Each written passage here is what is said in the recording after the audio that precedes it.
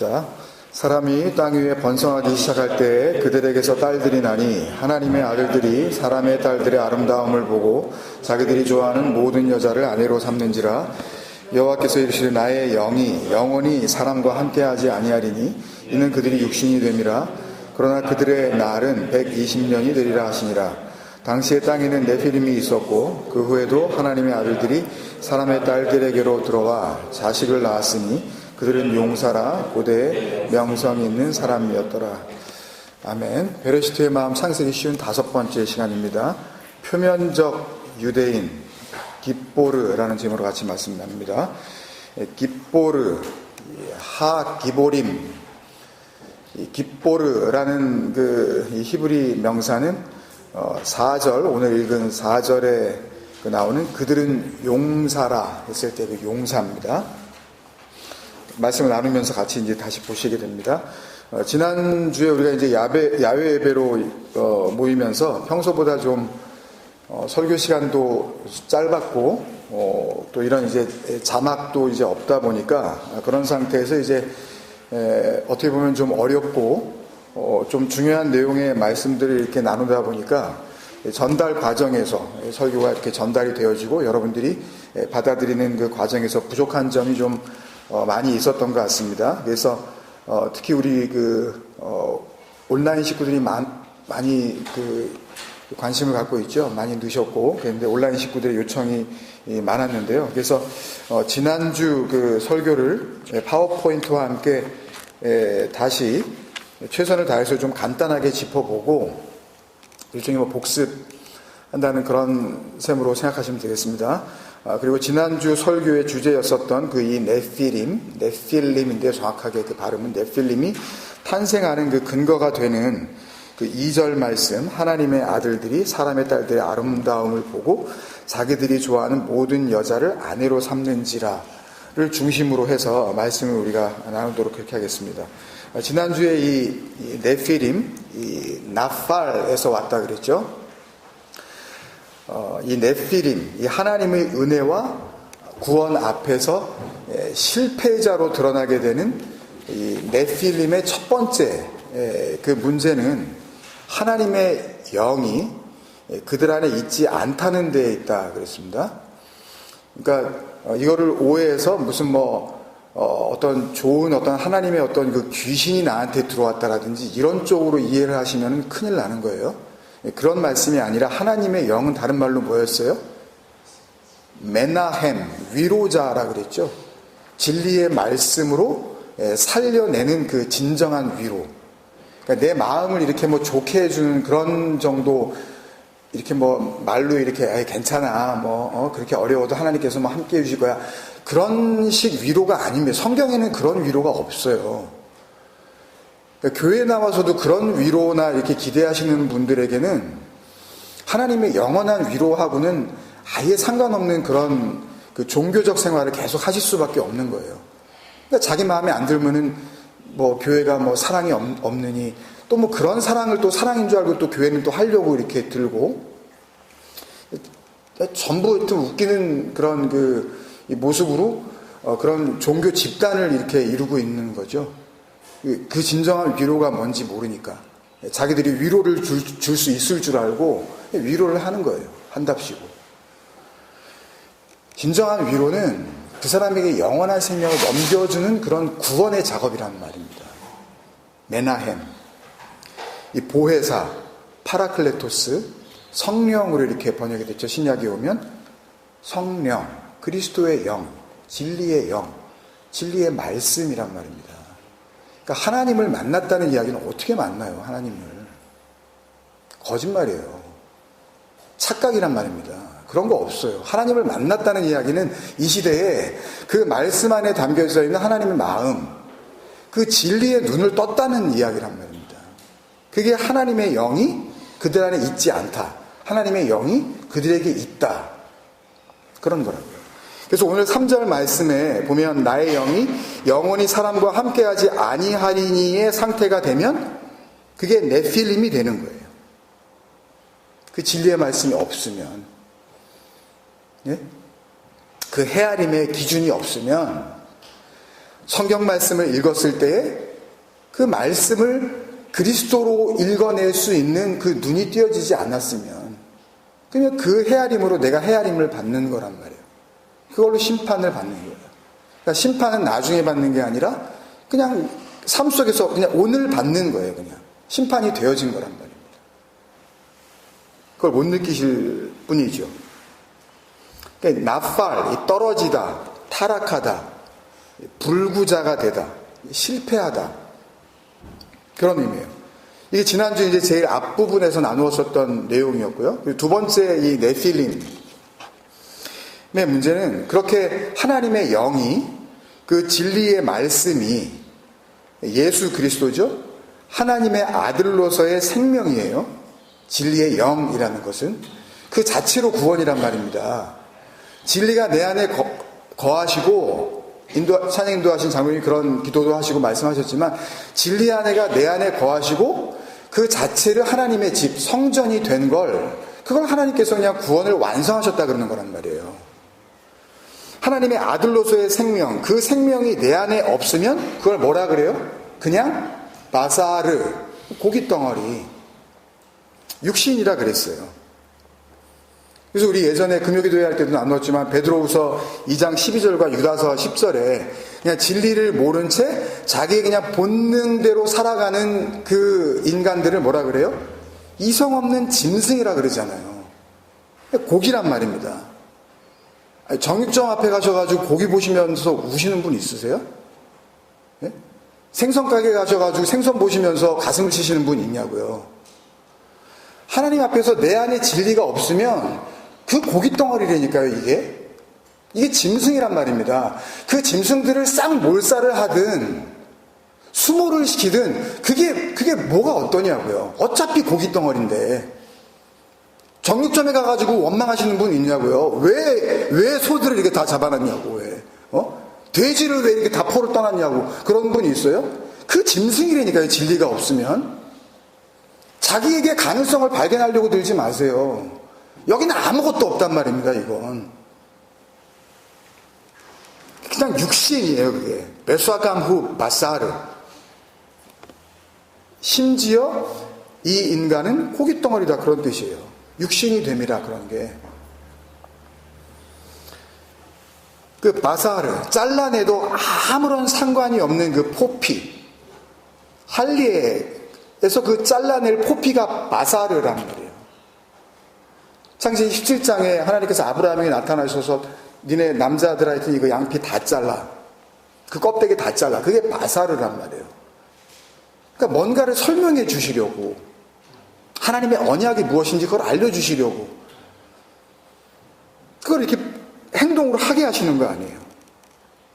그러니까 옷을 입어도 입은 게 아닌 상태, 하나님 앞에 그대로 그냥 드러난 상태, 그냥 부끄러운 하체를 그대로 드러낸 상태가 육신, 바사르예요. 입었죠. 우리가 옷 안 걸친 사람이 있나요? 입었죠. 그러나 그 하나님 앞에서는, 진리 앞에서는 이게 입은 것이 아무런 소용이 없단 말입니다. 우리끼리 그냥 인간적인 그 인격 때문에 이러고 있는 거죠. 사실 우리를 지으신 그 하나님 앞에서 이게 무슨 소용이 있겠냐고요. 그 구원 앞에서.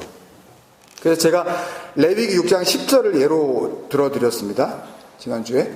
제사장은 세마포 긴 옷을 입고 세마포 속바지로 하체를 가리고 일바시 알 베사르, 고기 위에 덮어라, 그런 뜻이에요. 제사장이 하체를 가리라는 말, 그 바사르, 일바시, 이 라바시, 덮어라, 그런 뜻이에요. 그 고기 위에 덮어라, 세마포로. 이것도 뭔가를 또 알려주시려고 하는 거죠. 덮는다고 무슨 일이 벌어지겠어요? 세마포가 뭐래? 그래서 그 천 찾으러 다녀야 되겠냐고, 우리가. 그러면 구원이 이루어지는 거예요? 제사장이 되는 거예요? 그런 얘기가 아니잖아요. 이런 행동들과 이런 어떤 형식을 통하여 하나님께서 당신이 구원하시려는 약속을 설명하시려고 지금 애쓰시는 거란 말입니다. 이거를 말씀으로 섬긴다 그래요. 하나님의 나라예요, 그게. 제단 위에서 불태운 번제의 재를 가져다가 제단 곁에 두고 그 옷을 벗고 다른 옷을 입고 그 재를 진영 바깥 정결한 곳으로 가져갈 것이요. 이 세마포, 이 그리스도라는 그 옷을 입는 거라 그랬죠. 근데 이 네피림, 이 나팔들은 이거를 실패한 거예요. 이 진리의 옷을 입는데 실패한 거라고요. 진리의 옷이 뭔지 몰라요. 이 옷이 뭔지, 그 옷을 어떻게 입는 건지 아세요, 여러분? 구원받은 자들은 그리스도로 옷 입었다 그럽니다. 그럼 여러분들은 옷 입으셨나요? 뭔 옷이 있냐고요, 도대체? 이걸 내가 입었는지 안 입었는지조차 그게 뭔지도 몰라요. 아니, 관심도 없어요. 세상 교회가 그래요. 그 본질을 알려주려고 서로가 애쓰지를 않고 전부 껍데기 그냥 잘라내도 아무 상관없는 그 고기 덩어리들을 가지고 어떻게든 그냥 승부를 보려고, 뭐 우리가 열심히 한번 모여가지고 한번 해보자, 교회를 위해서 우리가 헌신을 하자. 그래서 뭐요? 마음에 상처밖에 안 남잖아요. 그 목사 떠나면 어떻게 하실 건데요? 구원은 그렇게 이루어지는 게 아니란 말입니다. 정말 말씀 안에 담겨져 있는 그 아버지의 마음을 보실 줄 모르면 한평생 그 목사가 여러분들에게 진리를 가르쳐준다 한들 그게 무슨 소용이 있겠냐고요. 죽는 그날까지 여러분들이 그 고기 덩어리에다 대고 안수기도를 한다 한들 천국 가겠냔 말입니다. 쇼하는 거예요, 전부 다. 그게 무슨 예배예요. 그래서 관심도 없어요. 그래서 육신을 따르는 자 네필림들이 되는 거예요. 실패자들. 그 거룩한 성도의 그 옳은 행실, 그 하나님의 거룩하심의 그 옷 입는 데에 실패를 한 거죠. 에클레시아가 아니란 말입니다. 이게 네필림을 설명하는 두 번째 말씀이었어요. 그리고 세 번째 나눈 말씀은 이제 본문 1절 말씀에 나오는 그 번성하다와 시작되다로 번역된 히브리어 동사 라바브와 할랄이었는데요. 먼저 시작되다로 번역된 할랄은 단순히 이렇게 어떤 일이나 어떤 뭐 상황이 이렇게 그냥 begin, 그냥 start 되다 이런 그런 의미가 아니라 부정하게 되다, 몸을 팔다, 더럽혀지다라는 의미의 시작을 말한다 그랬죠. 그런 시작. 그러니까 to prostitute, 매춘부가 되는 거, 몸을 파는 거. 그러니까 내가 아무리 거룩한 척을 하고요, 내가 평생을 진짜 아무도 정말 뭐 나는 뭐 누구에게도 나는 몸을 주지 않았고 뭐 이런 얘기가 아니에요, 지금요. 그러니까 그런 걸로 깨끗해지는 게 아니란 말입니다. 물론 그렇다 그래서 우리 몸을 막 굴리라고 또 말씀드리는 건 아니에요. 뭐 하나를 말씀드리면 또 그걸 가지고 또 막 걸고 넘어지니까 그런 얘기가 아니라 지금 저는 이 진리 안에서, 복음 안에서 하나님께서 뭘 설명하시는 건지 거기에 집중하고 있는 거잖아요. 그게 매춘이라고요. 그게 몸을 더럽힌 거라고요. 그러니까 성도의 그 진리의 옷, 깨끗한 옷을 입지 못하면 하나님 앞에서는 그게 현장에서 간음하는 자예요. 달리 간음이 아니라 매일 이 삶 속에서 그냥 간음짓을 하고 있는 거라고요, 그게. 굉장히 고상한 척하고 그래도.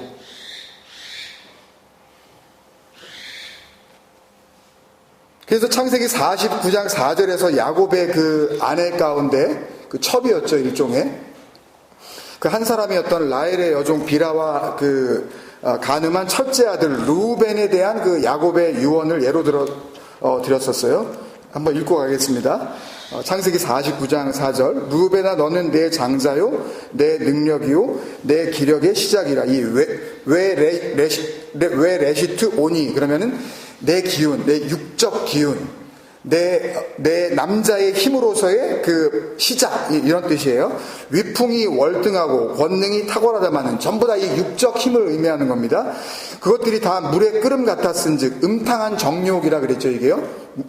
물의 끓음 같았은즉, 파즈 캄마임이라는 것은 활기가 그냥 넘치고 힘이 그냥 주체를 하지 못할 정도로 그렇게 뭐 하여튼 힘은 좋은데, 그러나 그게 사실은 너는 탁월하지 못하리니 그게 최고의 것이 아니라는 그런 말씀입니다. 내가 아버지의 침상에 올라 더럽혔음이로다. 아즈힐랄타 예수의 알라.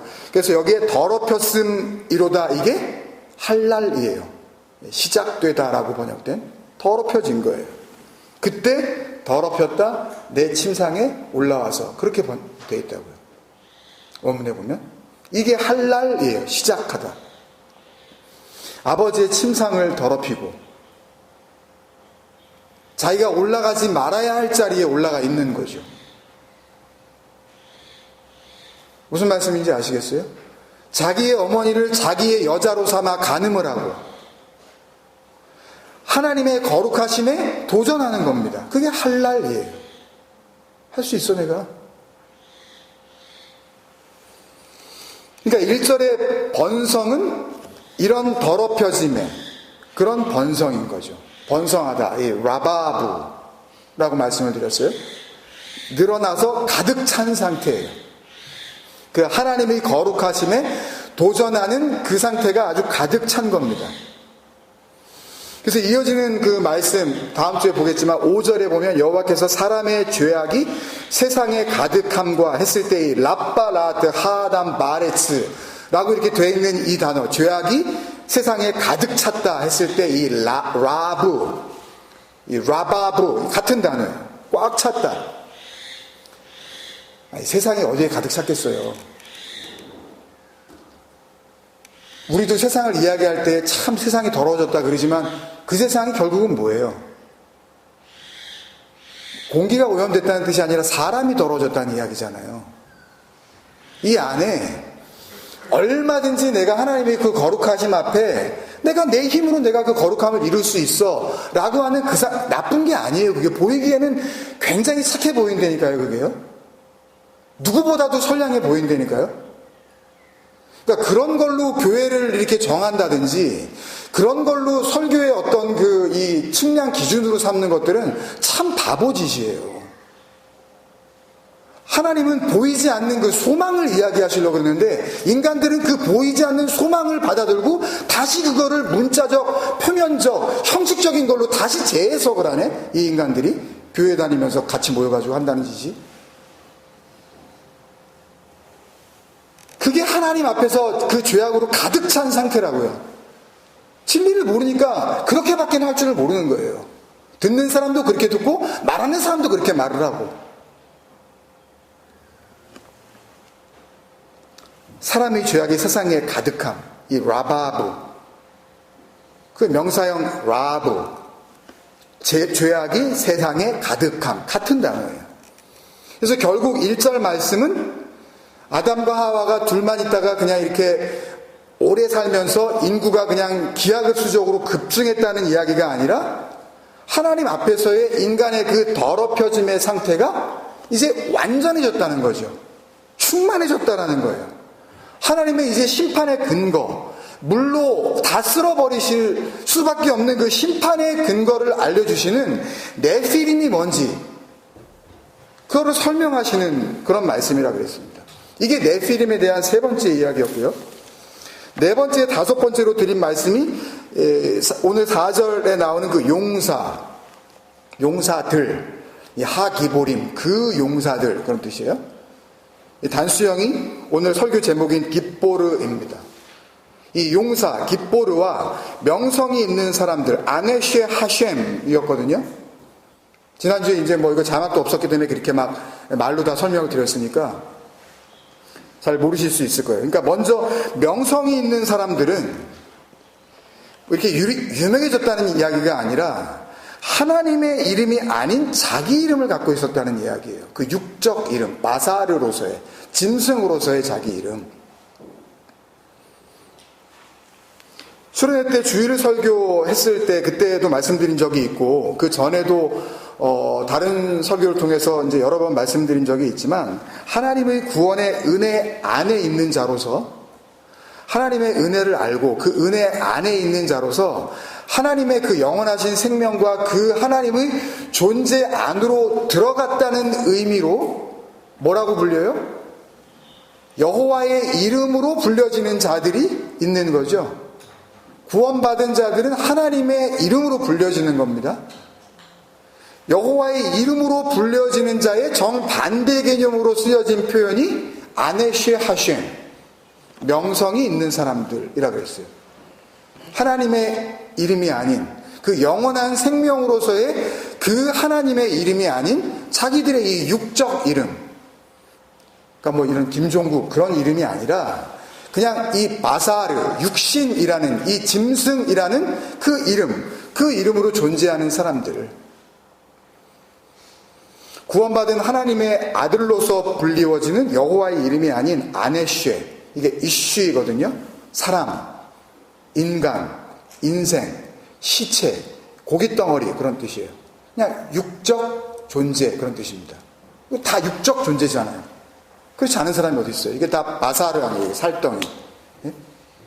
그 이름으로 살고 있는 사람들을 의미하는 거예요. 하셴에서 그 이름이라는 뜻이거든요. 그 사람을 부르는 그 이름이라는 것은 그 사람을 부르는 단순한 호칭이기 이전에 그 사람의 존재 자체, 그 사람의 존재 이유, 그 사람의 존재 가치, 그 사람의 존재 방식을 단적으로 설명해주는 핵심 단어라 그랬잖아요. 그러니까 그 영, 그 진리의 말씀이 없는 자들을 바사르라고 부른다는 이야기는 진리의 영이 없으면 전부 바사르란 말입니다. 고깃덩어리들이란 말이에요. 그냥 다. 정육점에 그 고기가 썰어져 있는 거나 세상에서 우리가 소업을 하면서 멀쩡히 나는 살았다라고 생각하고 다니지만 그 고깃덩어리나 하등 다를 게 없다라는 거예요. 누구 앞에서? 그 진리의 말씀이신 하나님 앞에서. 그러니까 뭘로 구원을 이룰 수 있겠냐는 그런 질문을 하시는 겁니다. 지금. 교회 열심히 다해서 이루어지는 그런 게 아니라는 이야기죠. 그런 게 교회도 아닐 뿐더러. 그래서 하나님께서 아브람을 뭘로요? 예, 아부 루함마 뭐였어요? 뭐였어요? 기억 하나도 안 나죠? 하나님의 은혜, 하나님의 긍휼, 하나님의 자비, 하나님의 생명, 그거의 집이라 그랬죠. 아부, 예? 아브라함으로 굳이 바꿔 부르신 이유를 우리가 확인한 거 아닙니까, 그때요? 그러니까 명성 있는 사람이란 결국 하나님의 은혜 안에 있어 하나님의 은혜라는 이름으로 불리어지는 아브라함들이 아닌 그 은혜와 상관없는 스스로 높아져 있는 이 육신의 몸뚱아리가 꽤나 가치 있는 거라고 생각하는 그 스스로 높아 있는 자들, 아브람 들을 의미하는 단어인 거죠. 이게 다 네피림들이에요. 그죠? 하나님의 은혜로부터 떨어진 자, 그 진리의 옷을 입는 데에 실패한 자, 나팔. 그게 결국 깃보르, 용사예요. 자기 힘을 믿는 거죠. 할 수 있다고 내가. 그러니까 지난주에 이 용사 깃보르는 그래서 그냥 짧게 하나님의 힘이 아닌 자기 힘을 믿는 강한 자라고만 하고 그냥 넘어갔었는데요. 조금 더 구체적으로 자기 힘을 믿는 강한 자로서의 용사가 무엇을 의미하는지 하나님이 하신 말씀 가운데 한 군데를 같이 보면서 오늘 보려고 했었던 2절 말씀을 함께 해석하는, 그렇게 정리해 나가는 그런 말씀을 우리가 볼 수가 있습니다. 오늘 4절 말씀을 보면 이 용사를 설명해 주는 구절이 그 앞에 먼저 나오고 있는데, 그들은 용사라 이렇게 하기 전에 이 말씀 앞에 보면 하나님의 아들들이 사람의 딸들에게로 들어와 자식을 낳았으니 라는 말씀이 나오죠. 그러니까 용사는, 깃보르는 어떻게 생산이 되는 거예요? 하나님의 아들들이 사람의 딸들에게로 들어감으로 말미암아 생겨나는 존재들이라는 말씀입니다. 이 들어간다라고 하는 이 단어 보는 창세기 19번째 아담 안으로 엘하 아담을 할 때, 그때도 야훼였던 걸로 기억하는데 그때 야외 예배였지만 자세하게 설명을 드렸어요. 그러니까 궁금하시면 그걸 다시 보세요. 그 들어간다는 게 뭔지. 그 들어감이에요. 그 들어감으로 말미암아 생겨나는 존재들이 용사, 깃보르예요. 그러니까 바로 이 구절이 우리가 알고 싶어하는 2절 말씀과 같은 내용이에요. 2절 말씀을 보면 하나님의 아들들이 사람의 딸들의 아름다움을 보고 자기들이 좋아하는 모든 여자를 아내로 삼는지라 이렇게 되어 있고, 4절에 이 용사와 이 네피림을 설명하시면서 그들은 하나님의 아들들이 사람의 딸들에게로 들어와 낳은 자식들이라고 그러셨으니까 결국 4절에 이 들어와 라고 표현하신 한 단어가 2절에서는 사람의 딸들의 아름다움을 보고 자기들이 좋아하는 모든 여자를 아내로 삼는 것이라고 이렇게 길게 풀어서 써놓은 것이라는 말씀이죠. 무슨 말씀인지 아시겠어요? 다시 말씀드려서 이 네필림, 이 용사, 깃보르, 자기 힘을 믿는 강한 자라는 의미는 4절 말씀으로 표현하자면 하나님의 아들들이 사람의 딸들에게로 들어간 상태를 말하는 거고, 2절 말씀으로 표현하면 조금 길어져서 하나님의 아들들이 사람의 딸들의 아름다움을 보고 자기들이 좋아하는 모든 여자를 아내로 삼은 상태를 의미하는 거라는 말씀이에요. 결국 하나님께서 같은 말씀을 2번, 3번 하시고 있다는 그런 의미인 거죠. 그러니까 2절의 말씀을, 2절의 그 긴 설명을 4절에서 보라는 들어갔다라는 한 단어로 요약해 주시고 있다는 말씀입니다. 그러니까 4절에 들어와라는 한 단어 안에는 2절에 하나님의 아들들이 사람의 딸들에게서 발견한 아름다움이 뭔지, 그렇게 자기들이 좋아해서 아내로 삼은 그 선택의 기준이 뭔지, 그 의미와 내용이 전부 다 그 들어와 라는 그 한 단어 안에 담겨 있다는 말씀이에요. 그래서 결론적으로 하나님의 그 심판 앞에서 하나님의 그 오래 참고 기다리심이라는 그 심판의 대상으로서의 그 용사들, 이 깃보르에 대한 좀 더 정확한 이해를 우리가 하고 나면 하나님의 아들들이 사람의 딸들에게로 들어간다는 게 뭔지 그것도 우리가 자연스럽게 알게 될 것이고, 또 하나님의 아들들이 사람의 딸들에게서 봤다는 아름다움과 자기들이 좋아하는 아내 선택 기준의 의미가 무엇인지도 정확하게 우리가 알게 될 거라는 말씀입니다. 그러니까 저는 이렇게 할게요. 저는 이 용사, 이 깃보르가 뭔지를 설명해 드릴 테니까 여러분들은 이 말씀을 듣고 거기에서 그 말씀을 통해 나머지 것들을 알려주시는 하나님의 음성을 들으시기를 바랍니다. 뭐 다 들으시려고 하면은 지금 한 만큼 설교를 더 해야 돼요. 감당이 안 되실 테니까 잘 들으시면서 하나님께서 주시는 그 음성을 여러분들이 들으셨으면 좋겠습니다. 예레미야서 9장 23절에서 26절 말씀을 읽으면서 말씀을 정리해 나갈 텐데요. 먼저 23절에서부터 24절입니다. 여호와께서 이와 같이 말씀하시되 지혜로운 자는 그의 지혜를 자랑하지 말라. 용사는 깃보르예요. 그의 용맹을 자랑하지 말라. 부자는 그의 부함을 자랑하지 말라. 자랑하는 자는 이것으로 자랑할지니 곧 명철하여 나를 아는 것과 나 여호와는 사랑과 정의와 공의를 땅에 행하는 자인 줄 깨닫는 것이라. 나는 이 일을 기뻐하노라. 여호와의 말씀이니라. 잘 모르시겠으면 나중에 시간 나실 때 한번 천천히 읽어보세요. 먼저 여기까지 보면 23절은 24절을 바탕으로 해서 23절을 다시 보면 하나님이 기뻐하시지 않는 게 뭔지를 말씀하시고 있죠. 하지마, 그렇게 하지마. 그리고 나서 하라 그러시면서 이거 내가 기뻐하는 거야 그러시잖아요. 24절은 하나님이 기뻐하시는 것이 무엇인지를 말씀하고 계세요. 근데 이 하나님이 기뻐하시지 않는 것, 이 용사 깃보르가 하나님이 기뻐하시지 않는 것의 대명사로서 지금 23절에 그 지혜로운 자, 부자와 함께 언급되고 있는 거예요. 그러니까 지혜로운 자, 용사, 부자, 이 셋을 용사, 깃보르와 함께 같이 이해하라고 같은 의미로 지금 사용하시고 있다는 말씀이죠. 지혜로운 게 뭐가 나빠요? 부자가 뭐가 나빠요? 우리가 생각하는 그런 지혜, 우리가 생각하는 그런 부자, 그런 이야기가 아니라는 거는 아시잖아요, 이제. 지혜롭고 리치하고 뭐 가진 게 많고 그게 나쁘다는 게 아니라 그런 걸 가지고 자랑하지 말라고 돼 있죠. 그런 걸로 자랑하면 안 된다는 말씀이에요. 그건 자랑거리가 아니라는 말씀이죠. 잘 들으세요. 오해하지 마셔야 할 것은 여기서 자랑하지 말라는 뜻은요, 그런 것들을 가지고 하나님께 영광을 돌릴 수 있을 거라고 생각하지 말라는 뜻이에요. 이 자랑이라는 그 단어가 할랄인데요, 우리가 앞에서 봤었던 그 할랄과는 다른 단어입니다.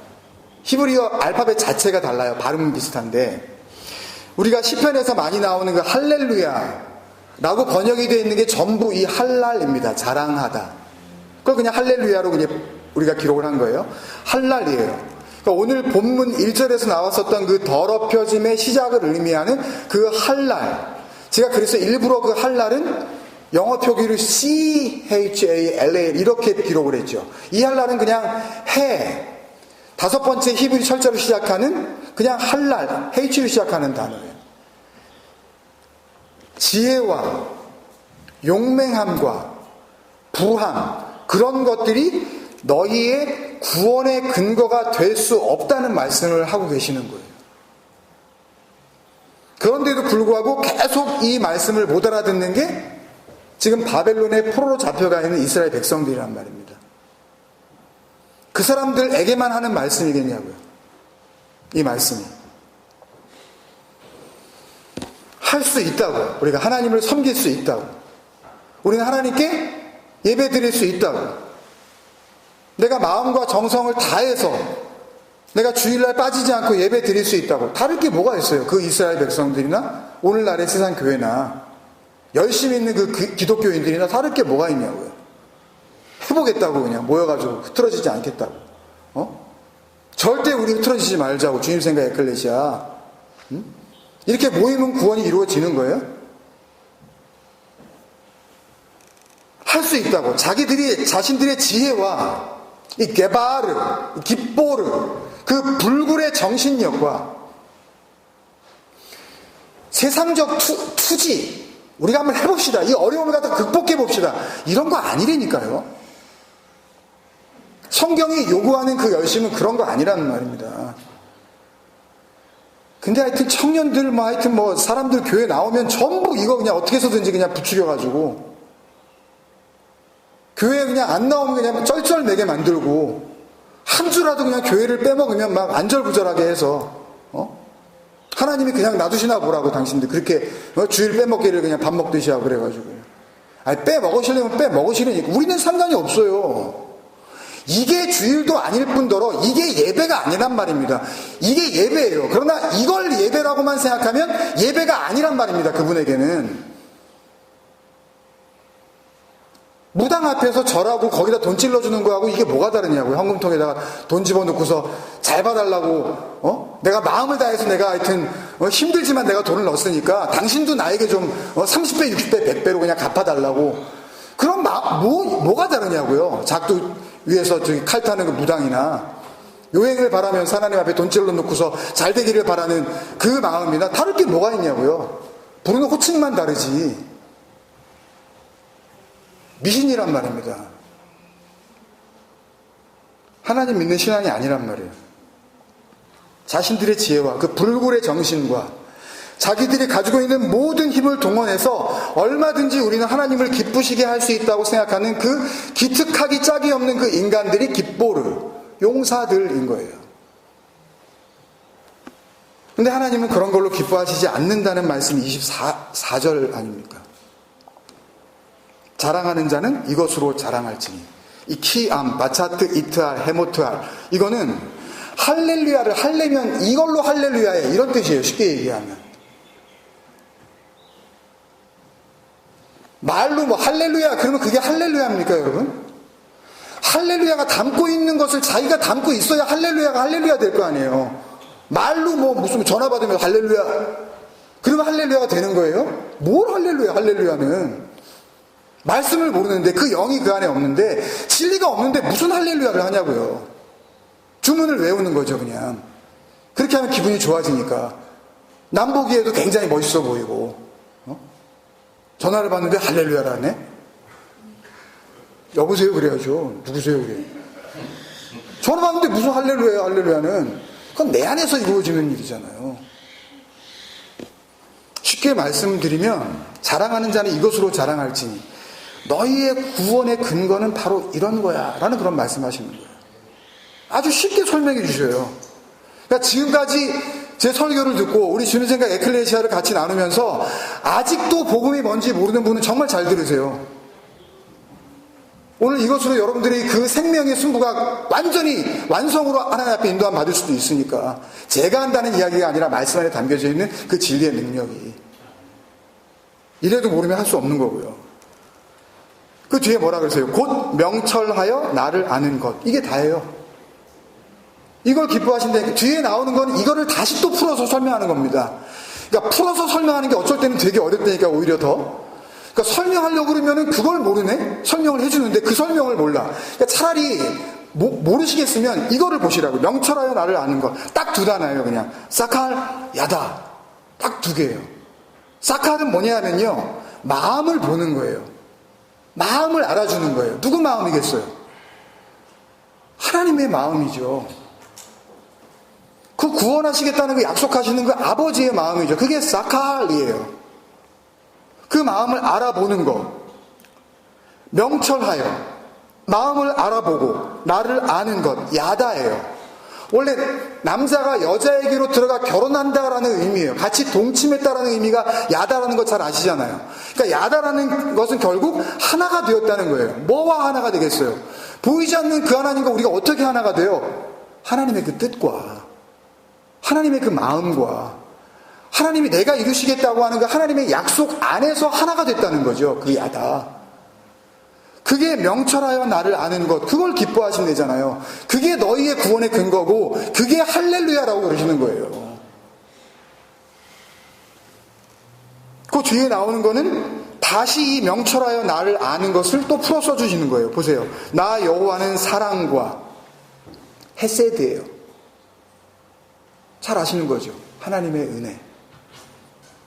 정의와 미시파트. 이거 시편 119편 할 때 많이 나왔던 거예요. 주의 규례로 해석된 것들이 거의 다 미시파트예요. 심판의 기준이 되어지는. 하나님께서 이거는 내 아들이야, 이거는 내 아들 아니야, 이거는 성도 맞아, 아니면 이건 짐승이야 라고 판단하시는 그 진리의 말씀, 그게 미시파트예요. 그 정의와 공의를 최다카, 하나님의 그 의로우심, 죄 없으심, 그걸 통하여서 죄로 육신을 입혀 만들어주신 우리를 용서하시는 힘, 그게 체다카. 공의를 땅에 행하는 자인 줄 깨닫는 것이라. 이 깨닫는다는 것은 그냥 이 앞에 아는 것과 이걸 갖다 이렇게 번역상에 이런 단어 없는데 그냥 아는 것을 갖다 다시 이렇게 한번 번역을 한 거예요. 아는 것, 하나님과 하나가 되는 것, 그거예요. 땅에 행하는 자인 줄 깨닫는 것이라. 행한다라는 이 아사 동사는 일하다. 열심히 일하는 거예요. 그 땅 안에서. 하나님께서 뭐 농사를 지으세요, 무슨 뭐 밭을 매세요, 뭐 열매를 따세요. 아니잖아요. 그 땅이 뭐겠어요? 이 짐승, 바사르. 이 육체 안에서 섬긴다 그러잖아요. 뭘로? 그 은혜, 그 사랑과 그 미시파트 그 진리의 말씀과 최다카 하나님의 그 의로우심으로 네 안에서 내가 일할 거야. 그러니까 우리는 쉼을 얻는 거죠. 그 하나님의 그 일하심으로 말미암아. 내가 섬기러 왔는 줄 알아. 내가 섬김을 받으러 왔는 줄 알아. 섬기러 왔노라 그러신 주님의 말씀, 그 약속. 나는 이 일을 기뻐하노라 그러시잖아요. 하나님이 이걸 하시겠다는 거야. 내가 이루는 걸 기뻐하는 거야. 왜 근데 니들이 이루려고 그래? 뭘 할 수 있다고 니들이? 니들은 짐승이고 살코기고 고깃덩어리인데. 이 하페츠라는 단어가 하나님의 바램, 하나님의 원함. 생각나시는 거 있으시죠? 신약에 오면 뭐라 그러셔요, 주님께서? 프로시코마이 그러시죠. 너희를 향한 나의 마음. 그게 기도잖아요. 그 원함, 그 하나님의 바람이 무엇인지 정확히 알고 그것을 나도 원해요 라는 게 기도. 여호와의 말씀이니라. 그러니까 여러분 복잡하게 들리실지 모르지만 결론은 간단해요. 복음 자체는 굉장히 심플하다고요. 하나님의 원함이 무엇인지 알지 못하면 뭘로 그냥 사는 거예요? 용사로 사는 거예요. 그냥. 그러니까 오늘 본문이 말씀하고 있는 이 용사는 뭔 싸움을 잘한다든지 아니면 특출나게 뭐 겁도 없고 그냥 용감해서 용사가 아니라 하나님의 원함이 무엇인지 알지 못하기 때문에 겁이 없는,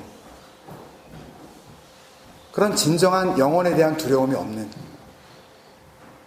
그래서 이 땅에 있는 것들을 가지고 그냥 잘 먹고 잘 사는, 그것으로 그냥 만족하고 사는 그 짐승들, 그 고깃덩어리들,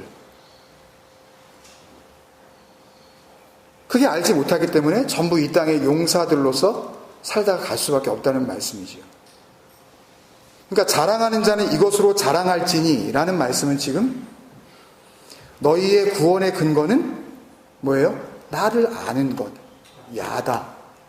내 뜻과 말씀 안에 담겨져 있는 그 하나님의 뜻과, 그래서 너희 생각을 버리고 그 아버지의 생각 안에서 하나가 되는 것. 그래서 달리 주님 생각 에클레시아겠습니까, 여러분? 그냥 이 이름 하나에도 어떻게 복음을 좀 담고자 하는 그 마음에 우리가 그렇게 한 거 아니에요. 나를 아는 것. 그게 너희의 구원의 근거란 말이야. 이게 복음이란 말입니다, 여러분.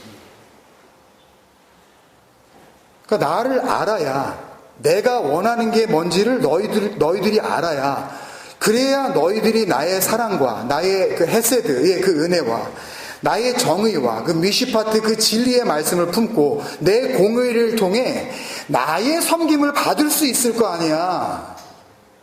하나님의 그 구원과 생명. 그런데 그 구원의 근거를 모르니까, 아니면 아예 관심이 없든지 그 구원의 능력이 어디에 있는지 모르니까, 이 야다, 하나님과 하나가 되는 것이 뭔지 모르니까 너희들은 그냥 니네들 지혜와 너희들의 힘과 부요함을 계속 의지하고 있는 거잖아. 그 말씀이에요. 그러니까 그거 하지 마, 그런 얘기예요. 왜 그거 해? 아무 쓸모도 없는 거 내 앞에서. 그리고 이 말씀을 다시 25절 그 뒤에 나오는 26절에서 또 한 번 풀어주시는 거예요. 또 한 번. 이어지는 25절 26절을 보면 로마서의 말씀이 그대로 나와요. 연대상으로는 이 예레미야서와 로마서는 거의 한 600년에서 한 700년 정도, 아주 멀리 떨어져 있는, 그런 시대적으로 차이가 많이 나는 그런 그 말씀인데, 그 로마서의 복음을 예레미야를 통해서 똑같이 말씀하고 계셔요. 한번 보세요. 25절. 여호와의 말씀이니라. 보라, 날이 이르면 할례 받은 자와 할례 받지 못한 자를 내가 다 벌하리니. 이 벌하리니, 파카드라는 단어는 이렇게 뭐 처벌을 하고 뭐 그런다는 의미가 아니라 심판을 의미하는 거예요. 그러니까 하나님의 것과 하나님의 것이 아닌 것. 그래서 영원한 생명과 영원한 벌을 이렇게 구분하시는 그런 의미에서의 파카드예요. 26절. 곧 애굽과 유다와 에돔과 암몬 자손과 모압과 및 광야에 살면서 살적을 깎은 자들에게라. 이 카차츠라는 단어를 이렇게 번역을 해놨는데, 이 카차츠, 살적을 깎는다는 것은 뭐 오늘 본문하고는 크게 상관이 없지만 이렇게 수염을 민 자들, 그런 의미예요. 그러니까 털을 밀어버린 자들, 그런 의미로서 이제 쓰이는 겁니다. 하여튼 무릇 모든 민족은 할례를 받지 못하였고, 그런 이방 민족들은 육체적으로도 할례를 받지 못했고, 하나님은 아브라함에게 그랬죠. 이거 할례해. 너한테서 났든지 아니면 네가 돈을 주고 샀든지 니네 집에 거하는 객이라 할지라도 전부 다 잘라. 이거 안 자르면 내 백성 아니야. 내 언약을 배반하는 거야, 그러셨단 말이에요.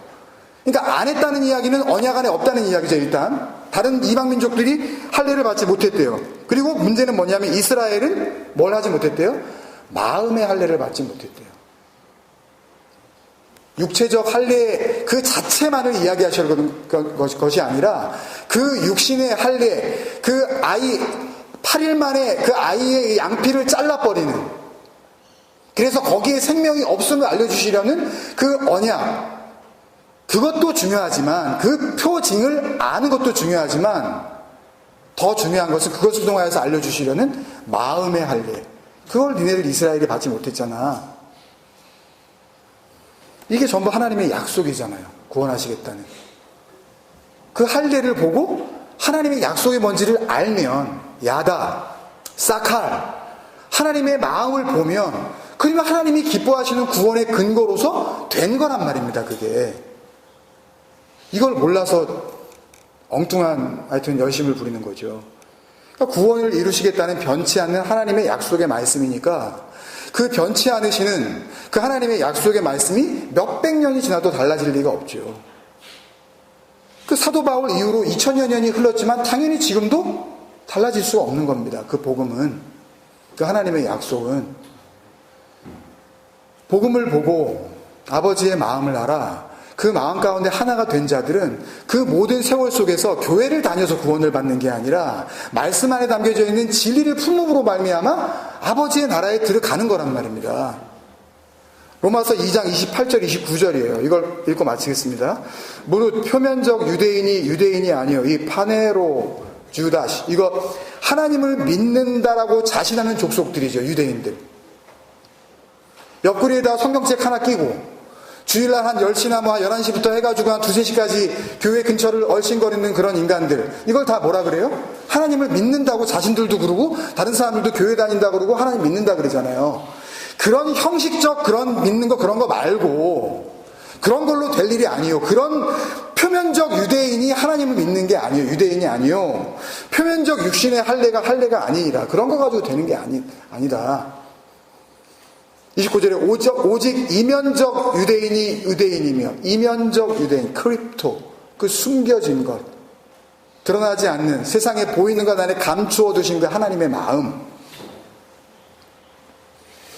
예수 안에 담아놓으신 그리스도의 의미. 예수가 그렇게 중요했으면 끝까지 살리시죠. 어차피 하나님의 아들이신데 왜 죽이셨겠냐고요. 그 육신을, 그 바사르를. 할례는 마음의 알지니. 이 예레미야 소식은 똑같은 말 아닙니까? 이스라엘은 마음의 할례를 받지 못하였도다. 할례를 하려면 마음에 해라. 이거 어떻게 이해하시겠어요, 이걸요? 뭘 잘라버려요, 이 할례? 예? 이 페리토메라는 것은 잘라내다라는 건데요. 칼 가지고 이게 도려내는 거거든요. 어떻게 하시겠냐고요, 이거를. 그러니까 진리를 알지 못하고 복음을 알지 못하고 문자적으로 기록되어 있는 성경 안에 담겨져 있는 하나님의 그 구원의 계획을 보지 못하면 어떻게 자르냐고, 이걸요. 어떻게 구원을 받냐고요. 할례는 마음에 알지니 영에 있고 율법 조문에 있지 아니한 것이라. 적어놓은 문자 그 자체에 있지 않다고 말씀하시잖아요. 그 칭찬이, 이 칭찬 우리가 잘 아는 거예요.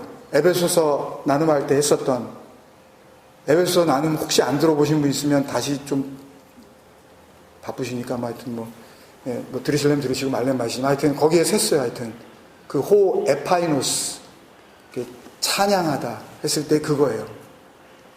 그 칭찬이, 그 에파이노스가 뭐였어요? 아랫말을 버려버리고 이 비진리의 말을 모두 버려버리고 위의 말을 품는 것, 그것을 에파이노스라 그랬죠. 하나님을 찬양한다라 그랬죠. 할렐루야 같은 의미입니다. 예? 같이 설명드린 게 뭐였어요? 율로게토스였잖아요. 진리의 말을 품다. 그래서 그 말을 하게 되는 것. 할례는 마음에 알지니 영에 있고 율법 조문에 있지 아니한 것이라. 그 칭찬이 사람에게서가 아니요, 찬양은 사람이 하는 게 아니에요. 육으로 하는 게 아니라고요. 어디에서 나는 거예요? 하나님에게서, 아버지에게서 나는 거예요. 찬양은 하나님이 먼저 하시는 거라고요. 그러면 우리는 그 찬양의 내용을 알고 우리는 그대로 화답하는 것 뿐이에요. 그 찬양을 우리의 생명으로 품고. 이런 모든 표면적인 것들을 버려버리고 진정한 구원의 소망이 되시는 하나님을 바라볼 수 있는 우리가 되어야 할 줄로 믿습니다. 보이는 것들에 마음을 뺏기지 마시고 이 보이는 것들을 통해서 오히려 보이지 않는 것들을 보게 하시려는 그 하나님의 진리의 섬김을 여러분들이 받으실 수 있는 그런 마음의 할례받은 자들이 되시기를 주님의 이름으로 축원드립니다.